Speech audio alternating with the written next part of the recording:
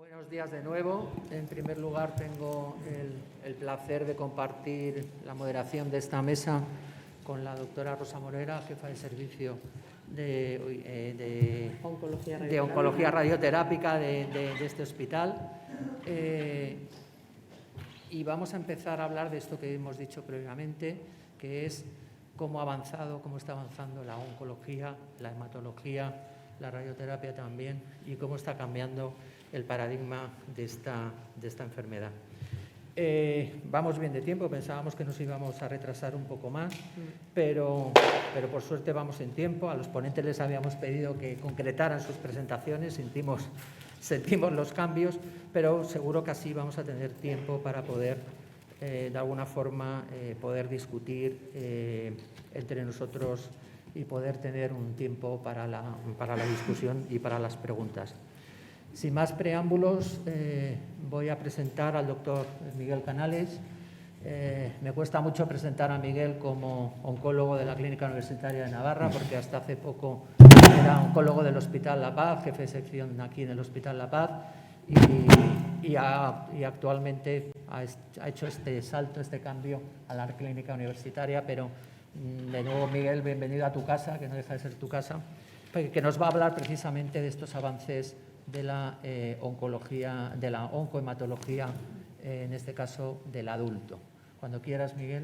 Pues muchas gracias, Javier, por tu presentación. La verdad es que para mí es un placer volver, aunque hace poco tiempo, pues volver de nuevo a la que ha sido mi casa durante tantos años, para hablarles de los avances clínicos en la hematología. Esos son mis conflictos de interés.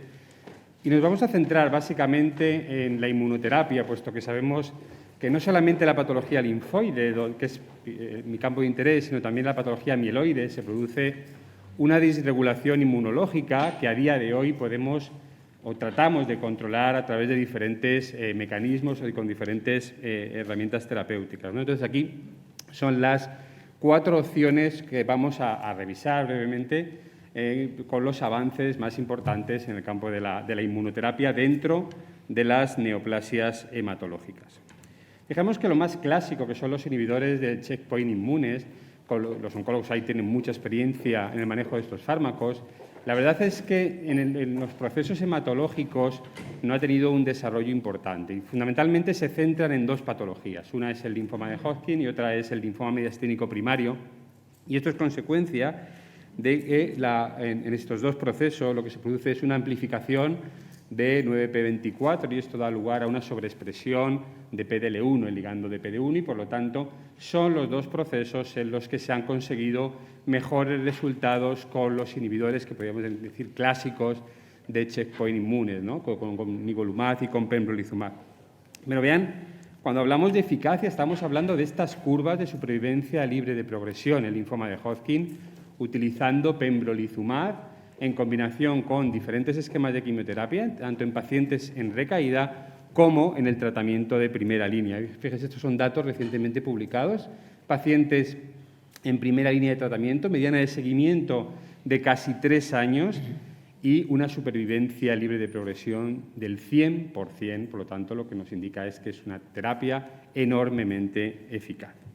Pero también tenemos la mayoría de los procesos neoplásicos hematológicos no responden a estos inhibidores y ahí se han desarrollado o se están desarrollando otras estrategias terapéuticas y lo que se trata es de interferir en esa unión de PD1 con su ligando. Los anticuerpos tienen una serie de limitaciones. También sabemos que tenemos algunas reacciones inmunes asociadas a este tipo de fármacos y este tipo de moléculas pequeñas pues vienen a solucionar algunos de los problemas que tenemos con los inhibidores clásicos. Y tenemos un desarrollo muy importante de estos fármacos, no solamente en tumores sólidos, sino también ya tenemos datos de estudios de fase 2 y fase 3 en linfoma con esta nueva molécula.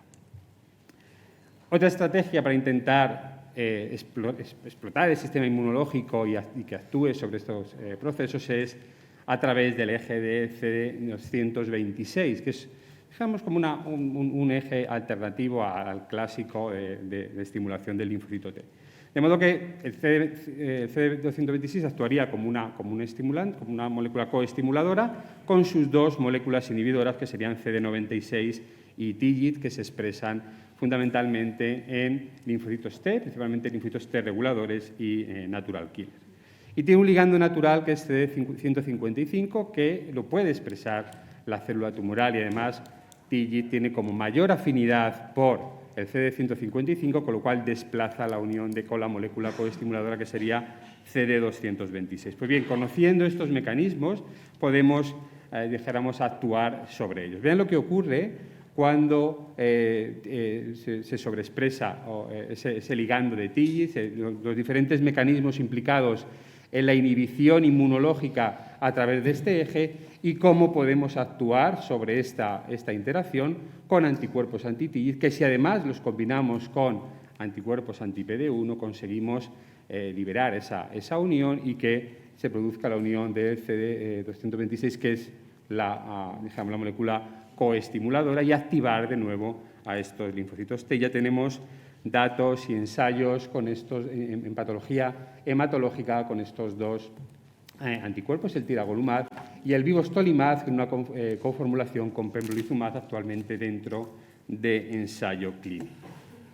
Estamos hablando hasta ahora de lo que sería la inmunidad o la terapia celular adoptiva o la inmunidad adoptiva, pero también podemos explorar las vías de inmunidad innata y, en este caso, la interacción con los macrófagos. De modo que esto es algo enormemente interesante, puesto que hay un eje de inhibición de esta señal donidmi a través de CD47 unido a SIRP-alfa, de modo que también podemos intentar evitar esa interacción utilizando anticuerpos monoclonales que liberan de esa unión, activamos de nuevo al macrófago, y vean todos los mecanismos que se ponen en marcha cuando conseguimos que esa unión de CD47 con SIR-alfa la podamos bloquear a través de anticuerpos monoclonales. Tenemos un inconveniente fundamental con estos tipos de anticuerpos, que es que también CD47 se expresa en células normales, como veremos posteriormente. Pero vean los resultados que conseguimos con uno de estos anticuerpos, con magrolimab, que es el que tiene más desarrollo en patología linfoide, sobre todo linfomas de alto grado. En pacientes multitratados estamos hablando de tasas de respuestas objetivas de un 40%, con casi un tercio de pacientes que alcanzan una respuesta completa. Pero también tenemos datos en patología mieloide, en síndrome mielodisplásico y en leucemia aguda mieloblástica, con los diferentes parámetros de eficacia. No vamos a entrar, evidentemente, pero son muy buenos resultados, y de hecho a día de hoy hay un ensayo clínico donde se está explorando la combinación de magrolimab y azacitidina frente a azacitidina con placebo. Pero, como les decía, tenemos un inconveniente fundamentalmente con los anticuerpos anti-CD47, y es que se expresan también en células normales, con lo cual, fundamentalmente hematíes y plaquetas, con lo cual vamos a tener anemia y trombocitopenia derivada del uso de estos anticuerpos, y se están desarrollando estrategias alternativas para poder utilizar ese tipo de estrategia. Y una de ellas es utilizar a los anticuerpos biespecíficos, de forma que vamos a tener un punto de unión al CD47, un punto de unión a la célula tumoral, con lo cual liberamos a ese anticuerpo de su unión con las células normales, evitamos los problemas de toxicidad asociada, y también tenemos una molécula en desarrollo, que es el CC96673, de momento en ensayo clínico con buenos resultados. Esto nos da pie para hablar brevemente de los anticuerpos biespecíficos. Los anticuerpos biespecíficos, lo que vamos a tener son dos puntos de unión, uno a la célula tumoral y otro a los linfocitos T. Y vean el enorme desarrollo que se ha producido en los últimos años con este tipo de moléculas. Vean, no solamente en tumores hematológicos, sino también en tumores sólidos, los anticuerpos biespecíficos representan a día de hoy una de las líneas más importantes de investigación. En la mayoría de los casos vamos a utilizar CD3 como diana frente al linfocito T, y en la mayoría, de momento, en patología hematológica va dirigida al linfocito B, fundamentalmente a CD19, a CD20. Vean aquí ya que también tenemos esa unión de CD20 y CD47, como les decía anteriormente. Tenemos también anticuerpos biespecíficos para el mieloma múltiple, como les digo, es uno de los campos de mayor desarrollo en la actualidad. Independientemente de los tipos de anticuerpos biespecíficos que tenemos más de 100 tipos diferentes, el mecanismo de acción es similar. cuando se une ese anticuerpo biespecífico al linfocito T y a la célula tumoral, se produce su activación, se liberan citoquinas y se estructura una respuesta inmunológica. Estos son los resultados globales de los anticuerpos biespecíficos. Los que tienen mejores resultados son aquellos que van dirigidos frente al CD20 y vean cómo en los diferentes subtipos de linfoma, en linfomas agresivos, estamos viendo tasas de respuesta de casi un 80%, la mitad de ellas completas. Y, por lo tanto, a día de hoy, estos anticuerpos biespecíficos no solamente se utilizan en monoterapia, sino que se está aprovechando su buen perfil de toxicidad para combinarlos con diferentes esquemas de quimioterapia y en diferentes situaciones, incluso en primera línea de tratamiento. A día de hoy ya tenemos ensayos clínicos disponibles. Y vean los resultados en mieloma múltiple con los anticuerpos biespecíficos, de modo que en una patología que siempre hemos considerado incurable, vea las tasas de respuesta, con las tasas de respuesta completa en torno a un tercio de los pacientes. Y aprovecho también para hablarle de ROR1, y es una molécula enormemente interesante porque no se expresa en la célula normal y, por lo tanto, podemos desarrollar diferentes estrategias y, en el contexto de las patologías hematológicas, vean cómo la expresión de ROR1 se produce en patología como la leucemia linfocítica crónica o el linfoma de células del manto, con datos actualmente publicadas, y vean todas las estrategias terapéuticas que tenemos a día de hoy para actuar sobre ROR1, incluyendo, por supuesto, los anticuerpos biespecíficos que comentábamos anteriormente, pero también células CAR-T que tienen como diana ROR1. Y, por último, hablaremos de la terapia con células CAR-T. Evidentemente, no vamos a entrar en profundidad. Estos serían los 3 fármacos actualmente aprobados. Los 3 coinciden en la región del reconocimiento antigénico, esta es la misma. Hay variaciones en la molécula coestimuladora y son tanto Acicel como Tisacel están aprobados para el tratamiento del linfoma difuso de célula grande y para la leucemia aguda linfoblástica. En el caso del linfoma, los pacientes deben haber recibido 2 líneas previas de tratamiento. Pero ya tenemos datos de estudios aleatorizados donde este tipo de terapia se compara con el trasplante. El trasplante ha sido la estrategia habitual de rescate, tratamiento de segunda línea en pacientes con linfomas agresivos. Y vean los 2 de estos 3 estudios, 2 de ellos claramente demuestra la superioridad de la terapia CAR sobre el trasplante, y esto está cambiando en la actualidad el algoritmo de tratamiento de los pacientes con linfoma difuso de célula grande. Y no nos quedamos ahí. Evidentemente, estamos hablando, estos son los 3 estudios que le dan la aprobación para la tercera línea, como les comentaba anteriormente. Vean que también hay en desarrollo ya diferentes plataformas de terapia CAR combinadas con anti-PD1 y anti-PDL1. En segunda línea, estos son los 3 estudios que les comentaba anteriormente, pero también ya tenemos datos preliminares de 2 ensayos clínicos en pacientes que no los consideraríamos candidatos a trasplante, e incluso tenemos ya evidencia en el tratamiento de pacientes en primera línea en pacientes de alto riesgo. Mostrarles muy brevemente los datos en esa población de pacientes con linfomas agresivos que no son candidatos a trasplante y que con terapia CAR estamos hablando de una tasa de respuesta del 80%, con tasas de remisión completa en la mitad de los casos, es decir, resultados que no obtenemos con la terapia convencional. Y para terminar, y a pesar de todos estos avances, todavía nos quedan retos en la patología hematológica, y estos retos derivan fundamentalmente de que estos procesos son muy heterogéneos desde el punto de vista clínico, y eso no hace más que reflejar la enorme heterogeneidad biológica y molecular de estos procesos. No conocemos exactamente los mecanismos de resistencia, ni primarios ni secundarios. Tenemos que definir mejor aquella población de pacientes que se benefician no solamente de la inmunoterapia, sino también de las terapias dirigidas, que es uno de los campos donde más avances se están produciendo. Y, por último, también el reto que nos plantean es que la mayoría de nuestros pacientes son pacientes de edad avanzada y, en muchos casos, no tienen acceso, no tienen oportunidad de acceder a ensayos clínicos. Y por mi parte nada más. Muchísimas gracias a todos por su atención y encantado al final de las presentaciones de contestar cualquier duda o cualquier pregunta que tengan. Muchas gracias.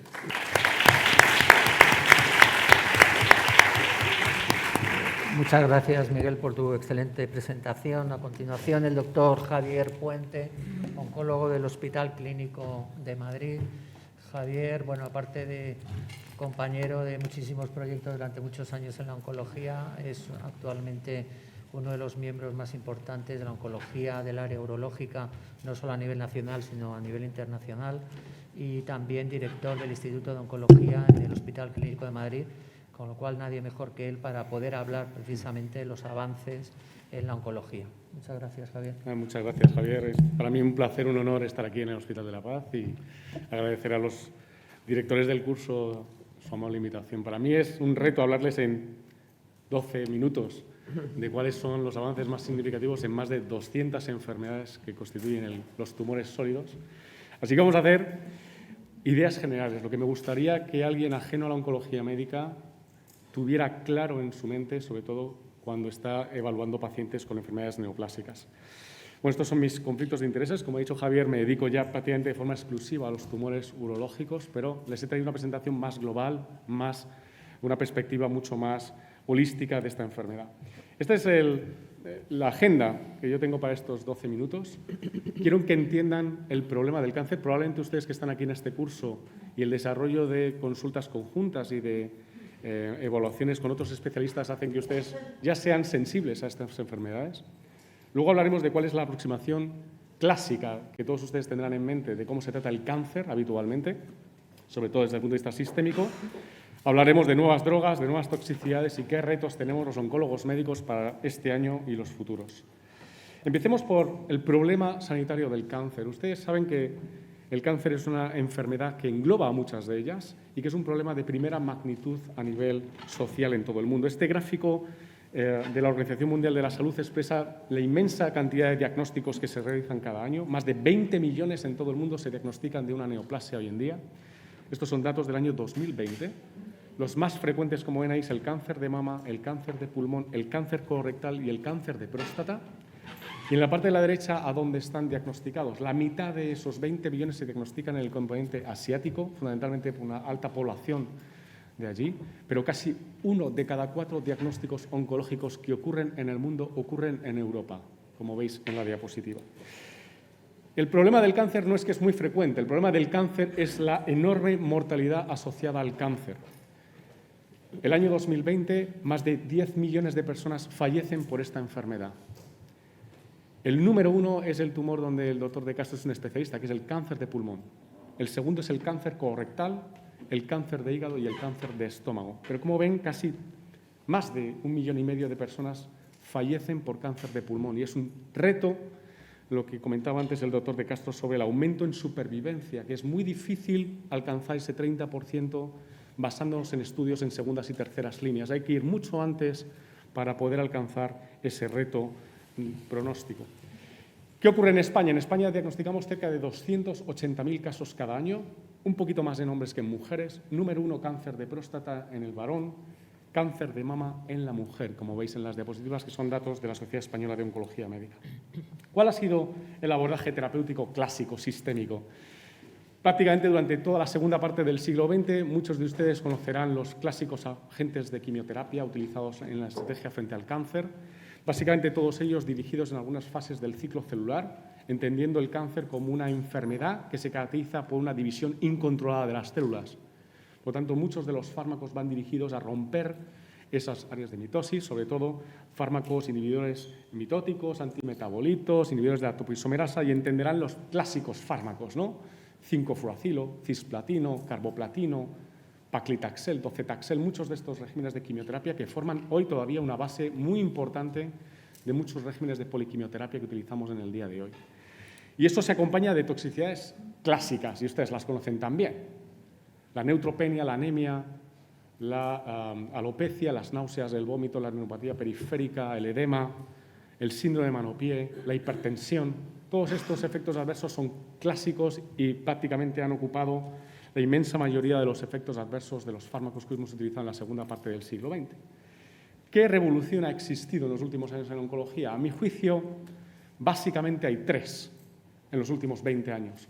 1, entender el microambiente alrededor de la célula tumoral, que dio pie a toda la figura de los fármacos antiangiogénicos, el más famoso bevacizumab. La segunda, el desarrollo de los fármacos que inhiben proteínas de control del sistema inmune, como antes nos han presentado. Y la tercera, la medicina personalizada o la medicina de precisión. Probablemente la inmunoterapia ha sido de unos grandes avances. Antes nos han comentado su aplicabilidad terapéutica en varias enfermedades, sobre todo en el linfoma de Hodgkin, con esas curvas espectaculares. En los tumores sólidos ya han llegado toda la inmunoterapia. Esta es una lista de todas las indicaciones terapéuticas de la inmuno, algunos en el contexto adyuvante, otros en la enfermedad metastásica, pero prácticamente cualquier tumor. Cáncer de pulmón microcítico, cáncer de pulmón no microcítico, cáncer gástrico, cáncer de riñón, cáncer de vejiga, melanoma, cabeza y cuello, cáncer de cérvix, cualquiera de ellos prácticamente tiene un estudio positivo de inmunoterapia. De hecho, algunos ejemplos. No he querido traer prácticamente ni tasas de respuesta ni supervivencia, pero uno entiende estas curvas. La curva de la izquierda que ven arriba, esos pacientes con cáncer de riñón de mal pronóstico. Esta gente se moría en 6 meses, hasta hace 6 años. Esa es la curva de una combinación de 2 fármacos que se llaman nivolumab e ipilimumab. Tienen otros estudios de melanoma a la derecha. Abajo, estudios de cáncer de pulmón o el mantenimiento en cáncer de vejiga. Y hay algo que les tiene que llamar la atención. Y es que prácticamente de forma sistemática hay 1/3 de pacientes que alcanzan largas supervivencias, entendidos como 3, 5 o incluso 7 años vivos con enfermedad, lo cual se traduce en que vamos a necesitar el apoyo de muchos de ustedes para manejar situaciones que van a ocurrir con estos pacientes que tradicionalmente se nos morían en prácticamente menos de 6 meses. Y además se acompañan de efectos adversos. Y todos los que hemos desarrollado fármacos de este sentido conocemos que son capaces de generar inflamación en cualquier órgano de la economía, prácticamente uveitis, encefalitis, hipofisitis, miocarditis, pericarditis, cualquier tipo de inflamación de órgano y sistema. Y hemos tenido que aprender el timeline de la aparición de estos efectos adversos, que es las curvas que ven a la derecha.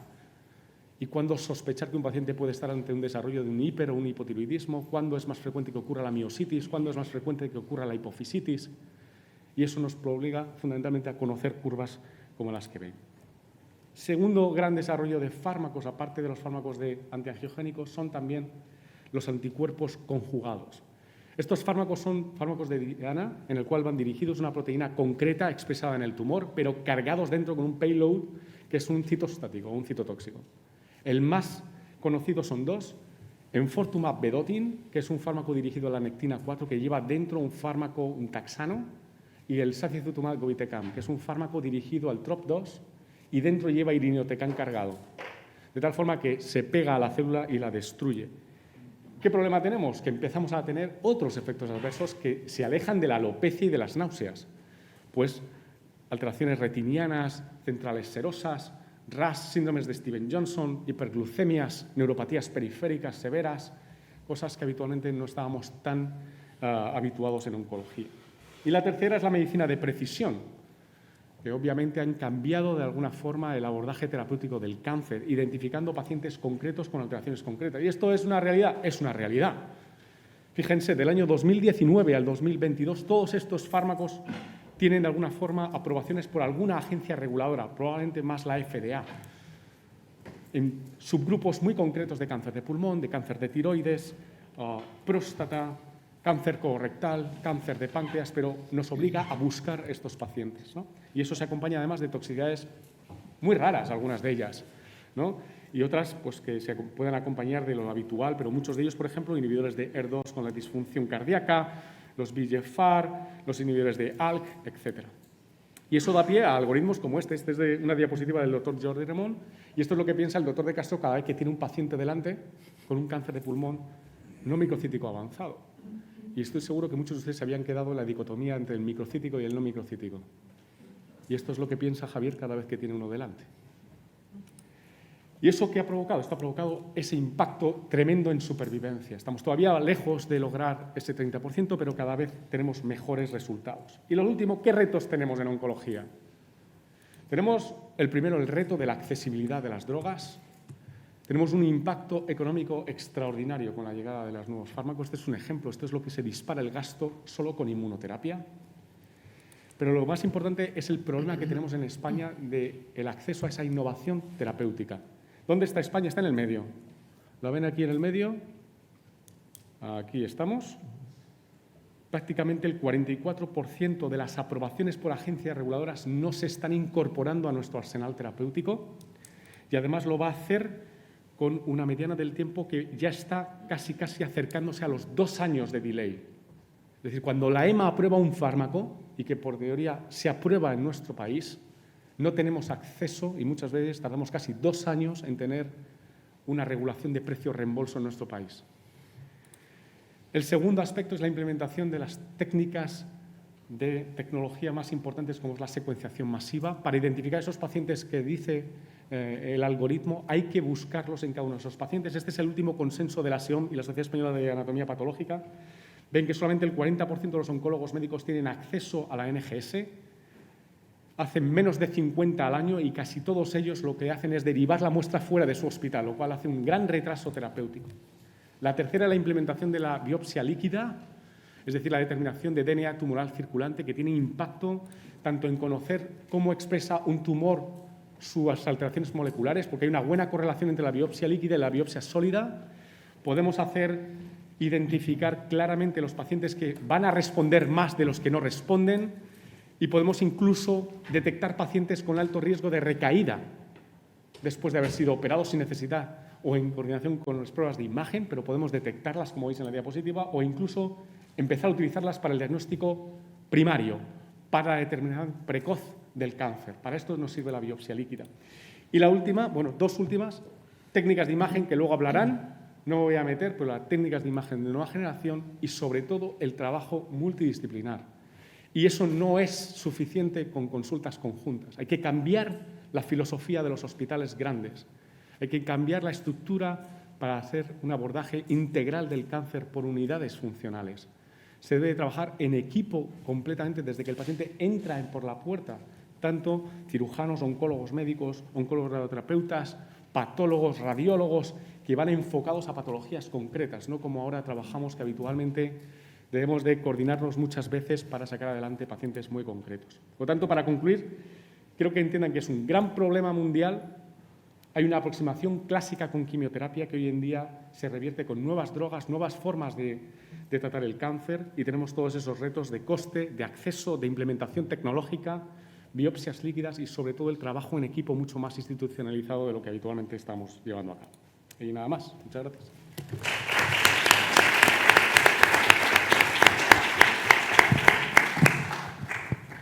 Pues muchas gracias al doctor Puente por su excelente presentación. Javier, me voy a permitir de coger un minuto de la mesa porque vamos muy bien de tiempo. Tengo que agradecer muchas cosas y no puedo acabar la mesa sin hacerlo. Agradeceros a todos los coordinadores del simposio el esfuerzo y la generosidad en darnos a todos los que estamos hoy aquí escuchando tanto conocimiento concentrado, que parece como que no se valora, pero el que lo ha hecho lo sabe. Y de una forma muy especial a la doctora López, a Teresa, a la que tengo una admiración personal y profesional muy grande. Que se nos ocurra esto de cardiotos, pues es una idea genial, sobre todo para los pacientes. Ya no nos conformamos con curar el cáncer de nuestros pacientes, tienen que curarse sin enterarse de que han tenido un cáncer y no morirse de las consecuencias que les podemos provocar con los tratamientos. Y encantada de estar con Javier también coordinando la mesa. Sin más, vamos a cambiar un poquito de tratamiento sistémico a una cosa que es el tratamiento local, el tratamiento radioterápico. Viene a hablarnos de ello la doctora Carmen Rubio, que es jefa de servicio de los hospitales HM de Oncología Radioterápica. Para mí, compañera de residencia del Hospital 12 de Octubre, la tengo un cariño muy especial. Una mujer bandera en la oncología radioterápica, absolutamente innovadora, que ha puesto en marcha muchísima nueva tecnología en un gran centro y que nos va a hablar de esa combinación de radioterapia con inmunoterapia, que va a suponer un cambio de paradigma, ahora nos lo contará bien. Veréis cómo la radioterapia, además de ser un tratamiento locorregional muy eficiente, empieza a verse que tenemos también un efecto sistémico, porque ahí está el sistema inmunológico que nos ayuda y al que ayudamos, y que Mamen seguro que nos lo va a cantar estupendamente cuando quieras, Mamen. Bueno, muchísimas gracias a todos, muchísimas gracias doctora Morera por tus súper cariñosas palabras, agradecimiento al doctor De Castro también, enhorabuena por este simposio Me quedo con las últimas palabras del doctor Puente, la importancia del trabajo multidisciplinar para progresar en la curación y en la mejora de la supervivencia de nuestros pacientes, y creo que este curso pues, va a ser muy importante para ello. Me toca hablar de la combinación de la radioterapia y de la inmunoterapia y el cambio de modelo que esto significa para nosotros en radioterapia. Como todos ustedes saben, la radioterapia es un tratamiento eficaz y curativo, lo ha sido desde finales del siglo XIX. Más del 60% de los pacientes oncológicos reciben tratamiento con radioterapia y más del 40% de los pacientes que se curan reciben radioterapia como parte de este tratamiento, por supuesto en combinación con la cirugía y con otros tratamientos sistémicos, como ahora veremos. La siguiente diapositiva. El objetivo de los tratamientos de radioterapia es aumentar la supervivencia y llegar a la curación, fundamentalmente a base del control local. Por eso nuestros esfuerzos terapéuticos durante mucho tiempo han ido orientados a aumentar las dosis al tumor, minimizando los efectos secundarios a los órganos que teníamos próximos, es decir, aumentar la respuesta terapéutica a nuestros tratamientos. Y esto ha conseguido que los tratamientos sean más eficaces.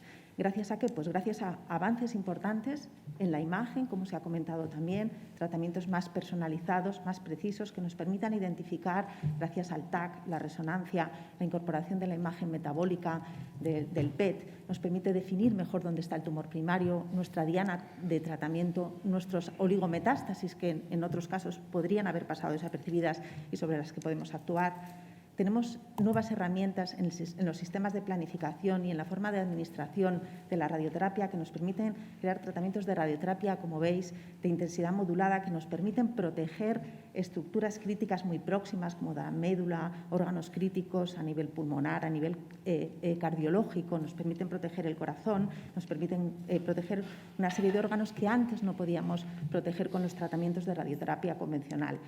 Tenemos además en los equipos de radioterapia nuevos sistemas que nos permiten posicionar automáticamente al paciente sin posibilidad de error y con posibilidad de corrección mediante la imagen guiada, y que nos permiten además irradiar en fases muy seleccionadas del ciclo respiratorio y que nos permiten en muchos casos, como sucede con patología torácica, proteger el corazón porque lo alejamos de la zona de irradiación, y nos permiten un control intrafracción de lo que estamos irradiando. Es decir, estamos llegando a una radioterapia mucho más precisa. ¿Qué nos ha permitido estos avances tecnológicos?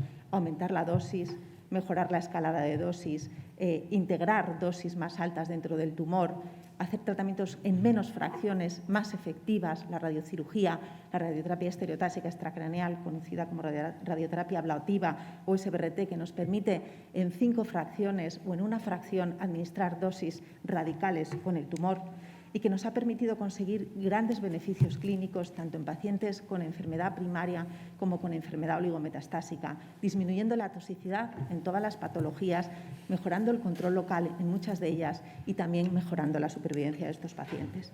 Clásicamente, como ha dicho la doctora Morera, el daño inducido por la radioterapia iba dirigido específicamente al ADN de las células tumorales. La doble rotura de la cadena de ADN era el objetivo de nuestros tratamientos para conseguir una apoptosis de la célula tumoral. Luego, nuestras insistencias han ido siempre encaminadas a escalar la dosis y a escalar la dosis por fracción, porque esto hacía que nuestros tratamientos fueran más eficaces por esta destrucción del ADN. No nos podemos olvidar de que la radioterapia también tiene una serie de factores que radiobiológicamente tenemos que tener en cuenta, como son la radiosensibilidad específica de cada célula, la capacidad de reparación que tenga cada tipo de tumor y otros factores como la redistribución celular, la capacidad de repoblación del tumor o la reoxigenación, que nos van a hacer modificar los diferentes esquemas de fraccionamiento para que sean más efectivos. En los últimos años hemos visto que dosis más altas por fracción, más de 8 Grays por fracción, no solo impactan en esta doble rotura de la cadena de ADN, como vemos aquí en la célula STEM, sino que también van a producir un daño en el microambiente tumoral, produciendo una apoptosis de las células endoteliales que van a producir una isquemia aguda que contribuye a esta necrosis y a esta destrucción de las células tumorales. Pero hay más. La radioterapia es inmunomoduladora. Es algo que hasta hace unos años pues, no hemos podido ir demostrando. Se han ido haciendo numerosos estudios clínicos que nos están indicando que el efecto de estas dosis altas de irradiación no solo van a tener un efecto local, sino que van a tener un efecto inmuno y sistémico a distancia, porque va a poder actuar. La actuación de la radioterapia sobre las células tumorales va a cambiar en la situación inmunológica, va a crear vacunas personalizadas in situ por una serie de destrucciones que ahora veremos de las células tumorales. Estas células tumorales van a crear una serie de antígenos, veremos muy rápidamente con detalle, que van a ser presentados a las células dendríticas, que a su vez va a estimular la producción de linfocitos citotóxicos. Estos linfocitos citotóxicos van a destruir el tumor tanto localmente como van a reconocer a distancia otros órganos donde van a poder actuar y también conseguir resultados terapéuticos a largo plazo.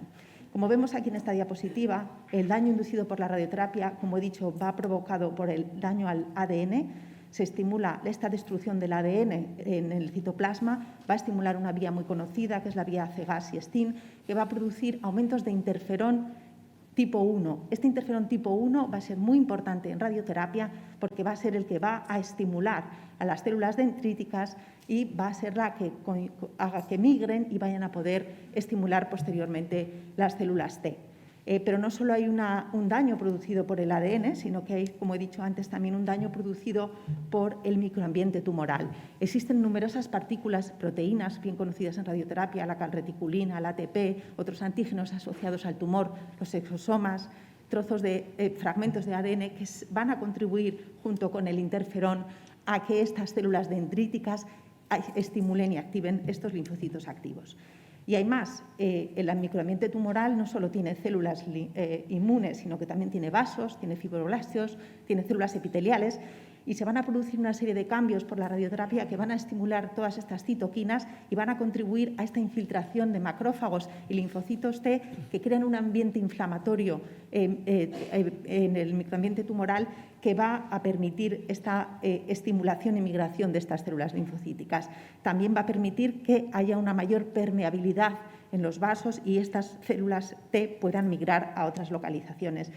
Luego, insistir en que este microambiente que estamos creando con la estimulación de radioterapia va a ayudar a destruir estas células localmente y también en órganos a distancia. Tenemos ejemplos ya en casos concretos de pacientes tratados con dosis de irradiación con SBRT en 3 o 5 fracciones, en combinación con anticuerpos monoclonales como el ipilimumab, que lo que han demostrado es que aquellos pacientes que tienen respuestas ascopales tienen tasas de interferón beta en sangre periférica más alta y se detectan en la pieza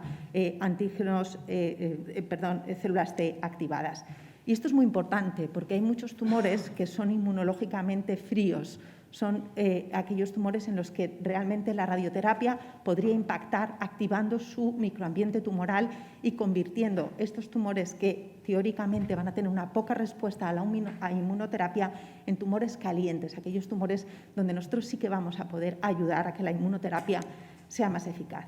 Eso lo sabemos porque hay muchos estudios ya de tratamientos de quimio-radioterapia preoperatoria donde se han analizado las piezas tumorales y donde se ha visto que en cabeza y cuello, en esófago, en pulmón, en cervix, en recto, estas piezas tenían mucho infiltrado de células T.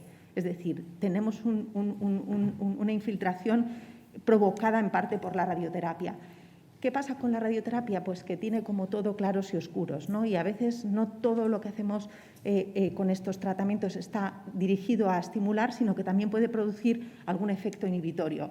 En el propio daño del ADN podemos bloquear por un exceso de dosis en determinadas ocasiones la vía de CGAS-STIN, inhibir la producción de este interferón porque se activa la molécula de TREX o se pueden activar los ligandos de la célula programada PDL1 que van a hacer que se repare esta célula. Pero afortunadamente, en combinación con radioterapia, esta expresión de PDL1 va a favorecer la respuesta de los tratamientos de radioterapia, de inmunoterapia, como sucede también con la expresión de PD1 en las células T que pueden estar excesivamente expresadas por la radioterapia, o la expresión de CTLA4, que son, como si dijéramos, los dos targets que tenemos con los checkpoints inhibitors actualmente, los anti-PD1 o anti-IPDL1 o anti-CTLA4.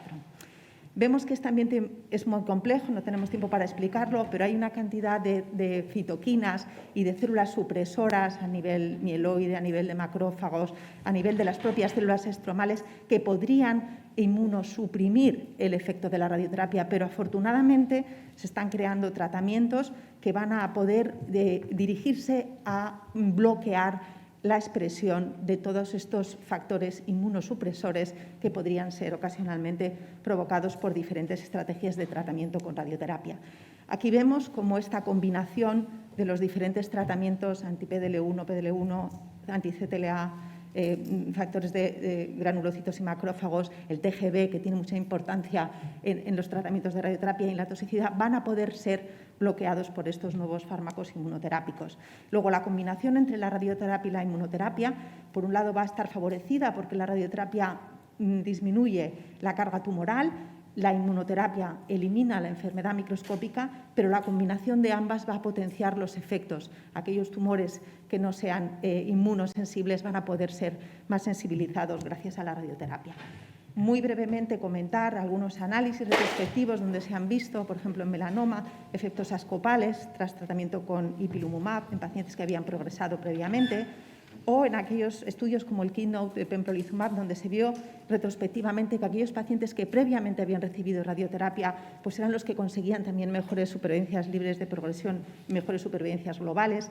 Tenemos otros estudios donde vemos que la radioterapia es un factor independiente pronóstico e impacta también en supervivencia libre de enfermedad, supervivencia global, sin que realmente vemos aquí las diferencias de toxicidad, y esto es muy importante, sean muy diferentes gracias a la precisión, como hemos comentado antes, de los nuevos tratamientos de radioterapia. Tenemos un fase 3 que ha sido referencia y que ha cambiado la estrategia de tratamiento en el estadio de 3 irresecable de cáncer de pulmón, y que ha sido añadir a los tratamientos convencionales de quimioradioterapia el durvalumab. Hemos visto que en estos pacientes las supervivencias libres de progresión eran más altas y la tolerancia y la seguridad de los tratamientos era la misma, y esto se ha convertido en un tratamiento estándar para muchos pacientes.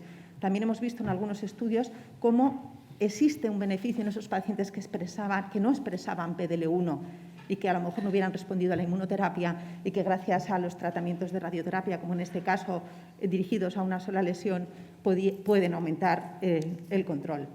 Pero la radioterapia va más allá. La radioterapia en pacientes oligometastásicos no va dirigida a una sola lesión. Las estrategias de tratamiento que se han hecho hasta ahora pues han sido irradiar una lesión y buscar siempre un efecto ascopal. Nosotros deberemos también pensar en aquellos pacientes donde podemos ir dirigidos a tratar todas aquellas lesiones donde existe enfermedad local que podamos potenciar con la inmunoterapia. Aquí tenemos algún estudio donde vemos que la irradiación de 3 o más lesiones es lo que va a impactar también en la mejora de la supervivencia, no solo limitarnos a una lesión. No están claros cuáles son los fraccionamientos más adecuados. Los considerados estándar para la inmunomodulación han sido 5 o 3 fracciones, pero se ha visto que dosis muy altas de irradiación también son muy efectivas y consiguen controles locales también asociados a inmunoterapia en más del 90% de control local, ¿no? Luego nos encontramos, y ya voy a ir acabando, con un panorama que nos va a hacer cambiar la estrategia de tratamiento en muchos pacientes. Vamos a tener que combinar diferentes esquemas de fraccionamiento. Algunos van a ser inmunológicamente ablativos, como la SBRT o la radiocirugía, que van a destruir directamente esa célula y van a provocar también una activación inmune. Va a haber esquemas de fraccionamiento más moderados, en 3 o 5 fracciones, que nos van a producir esta inmunomodulación subablativa y que va a estimular, va a combinarse probablemente mejor con la inmunoterapia. Y luego algo que es más novedoso, dosis bajas de irradiación en todo el órgano van a poder provocar un refuerzo sobre el microambiente tumoral del que hemos estado hablando antes, sobre el que la radioterapia a veces podría tener un efecto negativo. Aquí hay un ejemplo en investigación preclínica de cómo la irradiación no solo de las lesiones locales, sino de todo el órgano, por ejemplo el tumor, pues a dosis bajitas en combinación con un tratamiento ablativo de las lesiones, produce un mejor control local. Es decir, estamos avanzando en nuevos esquemas de tratamiento.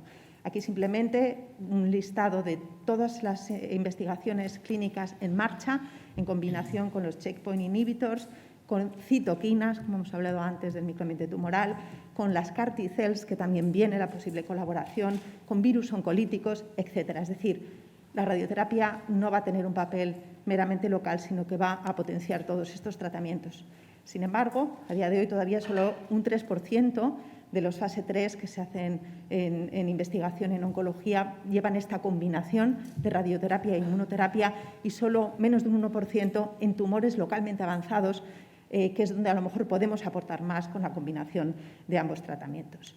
Luego, para concluir, decir que en esta era de la inmunoterapia, la radioterapia tiene un potencial enorme para convertirse también en un tratamiento sistémico, que esto está soportado por evidencia clínica previa, que la combinación de estos tratamientos puede mejorar la curación no solo en enfermedad localmente avanzada, sino también, como hemos visto, en pacientes con poca carga de enfermedad metastásica, que las combinaciones hasta la fecha de los tratamientos son bastante seguras y que siempre podemos mejorarlas con nuestras técnicas de irradiación y que es muy urgente que haya más estudios preclínicos y clínicos que sustenten la evidencia de estos tratamientos.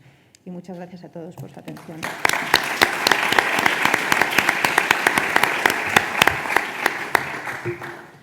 Muchas gracias, doctora Rubio, por todo el conocimiento presentado y aprovechado por los demás. Y vamos muy bien de tiempo en la mesa. Llegamos al último ponente, que es el doctor Borja Ibáñez.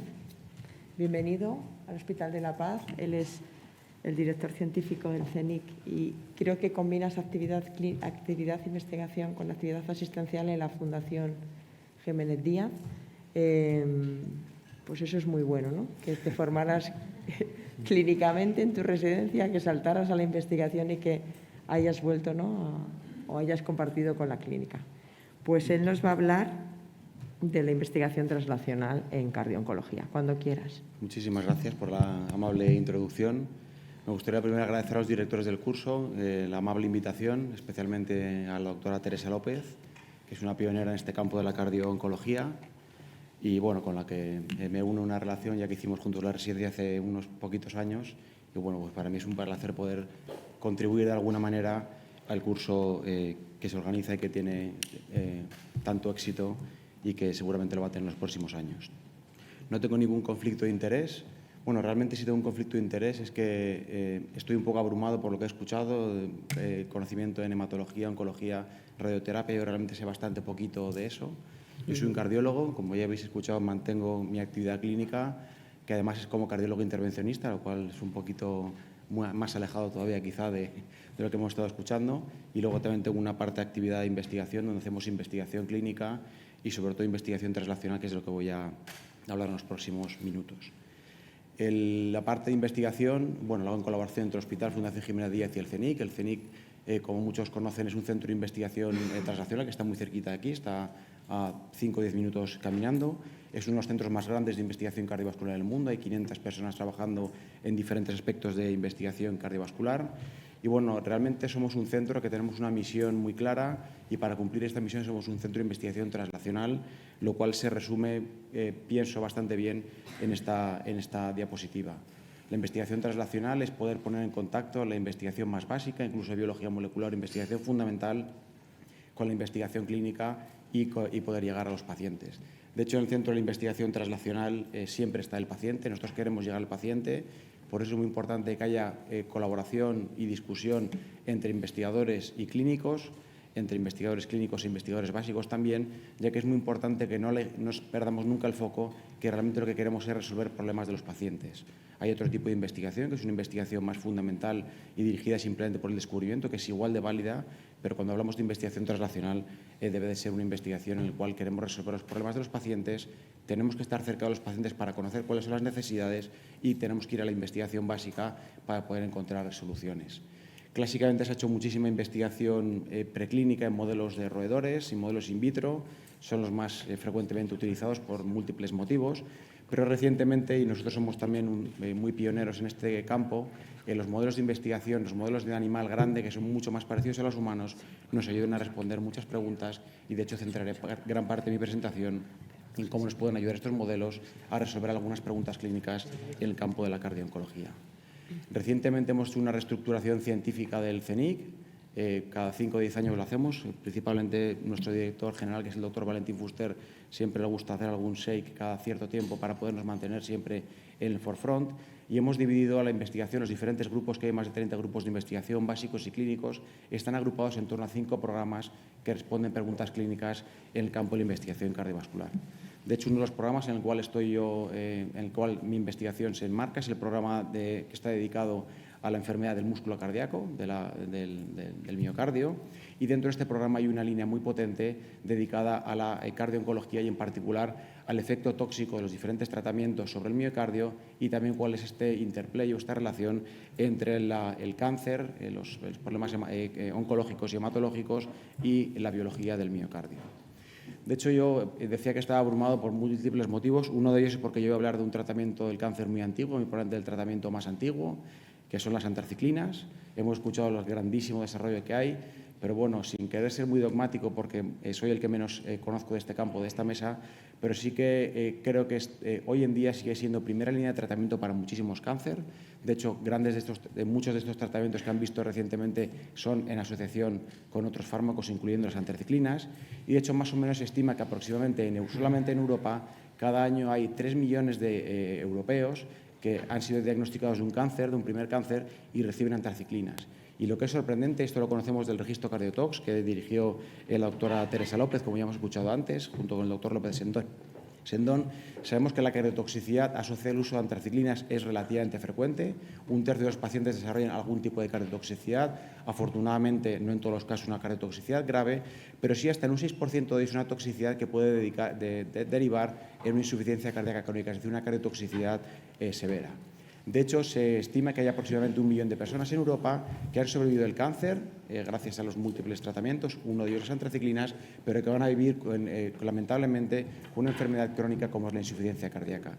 Es muy importante que tengamos claro que, aunque también tenemos que estar investigando en nuevos desarrollos, también es muy importante, como hemos escuchado en las primeras presentaciones, que tenemos que ayudar al paciente que ha sobrevivido el cáncer, ya que va a vivir muchos años con la enfermedad y luego también muchos de ellos sobrevivirán sin la enfermedad, pero con las consecuencias de haber sobrevivido a ella. No me quiero adelantar, van a escuchar durante el curso múltiples presentaciones alrededor de las pioneras guías de la Sociedad Europea de Cardiología de Cardiooncología, que han dirigido conjuntamente la doctora Teresa López y el doctor Alexander Lyon, que tenemos aquí con nosotros. Y bueno, simplemente me quería centrar en que, como todas las guías de la Sociedad Europea de Cardiología, siempre hay una sección muy importante en la cual se ve cuáles son los gaps que hay en la evidencia. Y bueno, quizá un poco sesgado por lo que voy a contarles, hay más gaps en la evidencia, pero bueno, en el campo de la toxicidad asociada al uso de antraciclinas, de la toxicidad cardíaca, existen 3 gaps muy claros que limitan que podamos mejorar en este campo de la prevención y el tratamiento de la cardiotoxicidad asociada a las antraciclinas. Uno de ellos es conocer mejor los mecanismos de daño de las antraciclinas en el corazón, que sorprendentemente, aunque llevemos varias décadas, todavía no conocemos muy detalladamente. Un diagnóstico precoz es fundamental para poder evitar que los pacientes acaben llegando a esta insuficiencia cardíaca, y luego también la ausencia de terapias que hayan demostrado de forma robusta prevenir el desarrollo de toxicidad por antraciclinas en el corazón o incluso tratarlo cuando estas han ocurrido. En cuanto a los mecanismos, no quiero entrar en mucho detalle, simplemente me gustaría centrar la toxicidad por antraciclinas en el miocardio en una organela particular, aunque afecta a muchas otras, por supuesto, afecta al núcleo, afecta al DNA, afecta el sarcómero, pero bueno, parece que por diferentes mecanismos las antraciclinas provocan un daño en el miocardio, un daño irreversible que está principalmente derivado de la toxicidad sobre estas organelas que son las mitocondrias, que todos ustedes conocen, que como saben son la organela encargada de la producción de energía y por lo tanto un daño en el miocardio, un órgano que requiere tanta energía, puede tener un daño muy importante. De hecho, esta diapositiva, que es la que utilizo cuando hablamos con los estudiantes de medicina, es una diapositiva muy simple pero muy gráfica de la importancia que puede tener un daño en la mitocondria del miocardio en particular. El corazón bombea cada día 7.000 litros de sangre, lo cual es brutal, y para ello necesita producir cada día 6 kilogramos de ATP, lo cual es masivo. No hay ningún otro órgano que necesite producir tanta energía. Esto es todavía más dramático porque el corazón, además, las células del corazón se replican en muy pocas ocasiones, es decir, no son células que se dividan. Por tanto, un daño en una célula va a ser muy difícilmente superado por la división de una célula contigua. Y además, para más INRI, las mitocondrias tampoco se generan de nuevo, es decir, las mitocondrias solamente pueden propagarse por división de mitocondrias preexistentes. Es decir, es muy difícil, si no imposible, generar mitocondrias de nuevo para una célula. Por tanto, un daño irreversible en la mitocondria, pueden imaginarse todos qué impacto va a tener, sobre todo en la producción energética y el metabolismo del corazón. Hay un proyecto que tenemos en el CENIT dentro de esta línea de cardiooncología, hay varios, uno de ellos que es el proyecto Matrix, es un proyecto bastante rompedor, como su propio nombre y esta imagen sugiere, pero principalmente es un proyecto que desde la investigación translacional y desde la biología molecular pretende abordar estos tres principales retos de la cardiooncología asociada al tratamiento con antraciclinas, diagnóstico precoz, prevención y mejor conocimiento de los tratamientos.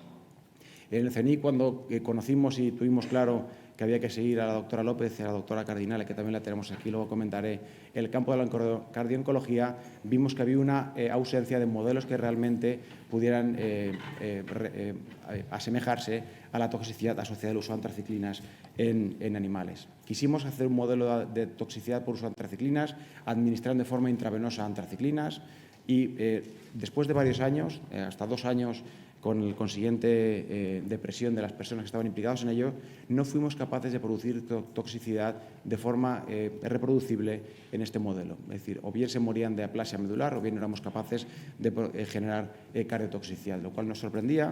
Y bueno, como somos muy pragmáticos, quisimos pasar a otro modelo en el cual pudiéramos aumentar la concentración de antraciclinas en el miocardio sin tener mucha exposición sistémica, y es por ello que hicimos administraciones intracoronarias de antraciclinas y fuimos capaces de conseguir un modelo que se asocia de forma muy clara a una disfunción cardíaca muy severa asociada por uso de antraciclinas. Damos diferentes dosis separadas por 2 semanas, al principio no hay ningún efecto, el efecto es progresivo y es decir, se parece bastante a lo que ocurre en una toxicidad severa. El primer estudio que hicimos fue identificar un marcador muy precoz de toxicidad en el miocardio por antraciclinas.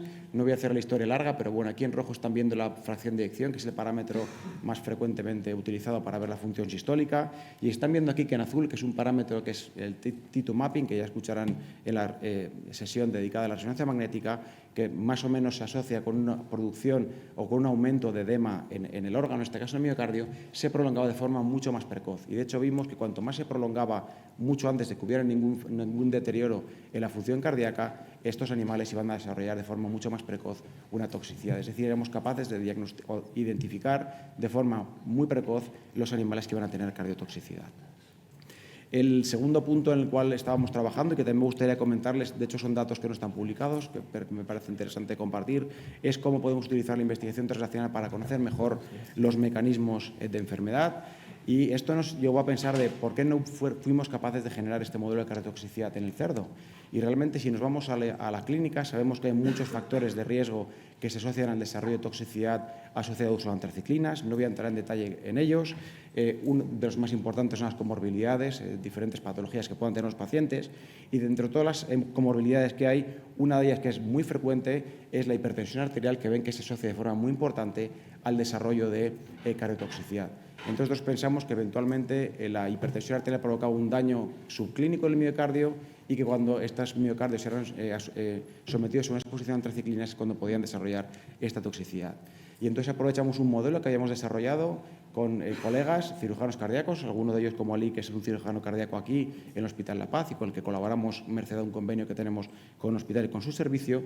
Lo que hicimos es generar un modelo de hipertrofia ventricular izquierda haciendo un banding en la arteria, en la aorta de estos cerditos que provoca una hipertrofia. Después de que tuviera la hipertrofia quisimos ver si estos animales eran más sensibles a la toxicidad asociada por antraciclinas.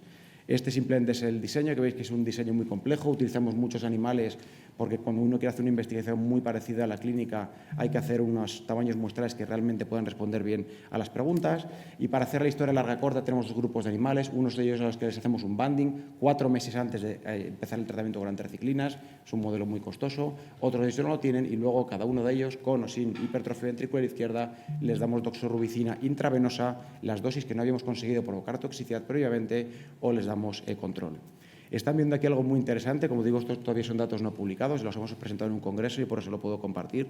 Lo primero, están viendo que la mortalidad de un modelo, uso de antraciclinas se asocia a mayor mortalidad en animales que no tienen Bandy, pero tampoco es dramático. Sin embargo, estamos viendo aquí que simplemente el tener una hipertrofia ventricular izquierda se asocia a una mortalidad muy llamativa y muy superior en los animales que reciben antraciclinas a dosis, como digo, relativamente bajas de forma intravenosa. Y también están viendo principalmente fracción de eyección, el parámetro principal para la función cardíaca. Animales que no tienen banding con doxorubicina no somos capaces de inducirles ningún deterioro en la función sistólica, mientras que los animales que sí que tienen un banding, que tienen hipertrofia ventricular izquierda preexistente, simplemente con oler, entre comillas, la doxorubicina intravenosa, como digo, dosis que no eran capaces de provocar o no son capaces de provocar toxicidad, ven como hay un deterioro muy dramático de la fracción de eyección. Y no solamente esto, sino que hemos visto que también la doxorubicina en estos animales que tienen hipertrofia previa afecta no solamente al ventrículo izquierdo, sino también a la aurícula izquierda. Están viendo aquí cómo hay un deterioro muy importante de la función auricular izquierda. También se asocia mucho a una mayor expresión de fibrosis en las aurículas, lo cual también podría explicar por qué muchos pacientes desarrollan efectos adversos no necesariamente ligados al deterioro de la función sistólica del ventrículo izquierdo. Y ya finalmente, para terminar, en los próximos 3 o 4 minutos, hablar del tercer gran gap que hay, que es el desarrollo de terapias para poder prevenir esta toxicidad cardíaca asociada al uso de antraciclinas. Y de hecho nosotros hemos trabajado durante muchos años, hemos hecho múltiples ensayos clínicos, este es el último, el que es probablemente el ensayo clínico más grande que publicamos en Lancet utilizando esta terapia, que se llama el condicionamiento isquémico remoto, y en este caso, o hasta ahora, habíamos trabajado siempre en el contexto del infarto agudo de miocardio, que, como les digo, pues es mi principal campo de conocimiento clínico y también de investigación.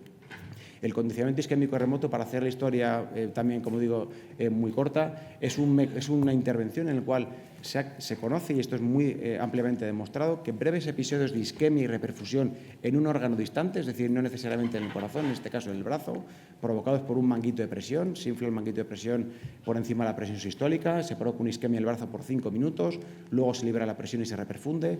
Esto se repite varios ciclos, en este caso 4, y eso se ha visto que protege en el contexto del infarto agudo de miocardio a través de un mecanismo que parece implicar una protección de la mitocondria.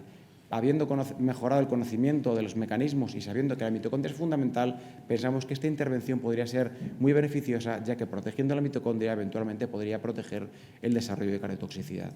Este es un trabajo que publicamos en el modelo de cerdo, en este caso en el modelo de administración intracoronaria, es decir, es un modelo mucho más agresivo que el modelo intravenoso, y en el cual estos animales recibían la doxorubicina intracoronaria, los animales hacen una disfunción ventricular muy severa, y aquí están viendo como una intervención de condicionamiento isquémico remoto, en este caso en la pata del cerdo, en el brazo, que es más complicado, antes de la administración de doxorubicina en cada uno de estos ciclos, es capaz de prevenir de forma muy importante el desarrollo de disfunción ventricular izquierda. Como ven, aquí hay hasta 10 puntos de diferencia de fracción de eyección.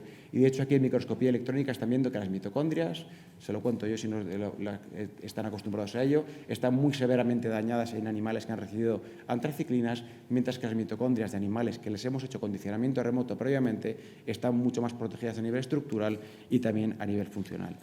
No voy a ir en más detalle, también vemos que este daño en la mitocondria, que ocurre de forma muy precoz, incluso antes de que haya disfunción ventricular, se previene ya desde muy al principio con el uso del condicionamiento isquémico remoto. Y bueno, como les he dicho, estos son los puntos individuales. En la prevención de la disfunción ventricular era muy dramática, nunca hemos encontrado un efecto así en ninguno de los modelos tan agresivos que hacemos en animal grande.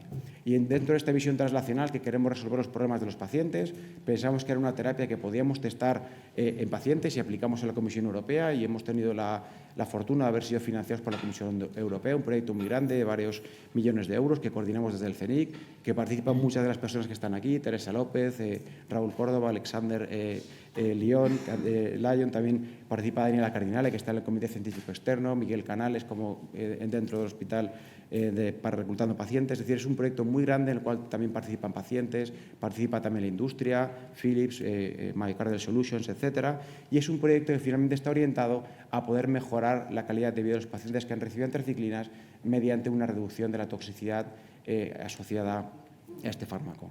Los objetivos, voy a ir muy rápido, ya estoy terminando. El primero de ellos y el más importante es hacer un ensayo clínico con potencia para poder demostrar un beneficio en cuanto a la reducción de cardiotoxicidad. Vamos a testar el condicionamiento isquémico remoto que han visto antes en pacientes que tienen riesgo de desarrollar toxicidad asociada a antraciclinas.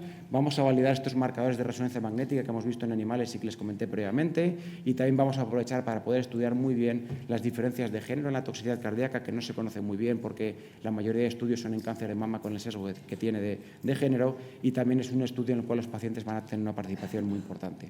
Ya estoy terminando, simplemente contarles el esquema. Van a ser 600 pacientes reclutados en 6 países, de hecho ya hemos empezado el reclutamiento, 18 hospitales, pacientes que tienen algún factor de riesgo para desarrollar toxicidad por antraciclinas, son pacientes con linfoma no Hodgkin porque reciben un tratamiento bastante homogéneo, y a todos ellos les vamos a dar este aparato de condicionamiento remoto, se lo van a llevar a casa, se lo van a aplicar todas las semanas y van a ser sometidos a 3 resonancias magnéticas para ver la función cardíaca cómo evoluciona. También tenemos está muy orientado a la diseminación, y de hecho les animo a poder visitar todas las actividades de diseminación que tenemos en el estudio y donde está muy actualizado. Y bueno, simplemente me gustaría terminar, espero que en tiempo, me pasa creo que solamente un minuto, agradeciendo a todas las agencias de financiación gracias a las cuales podemos hacer nuestra investigación.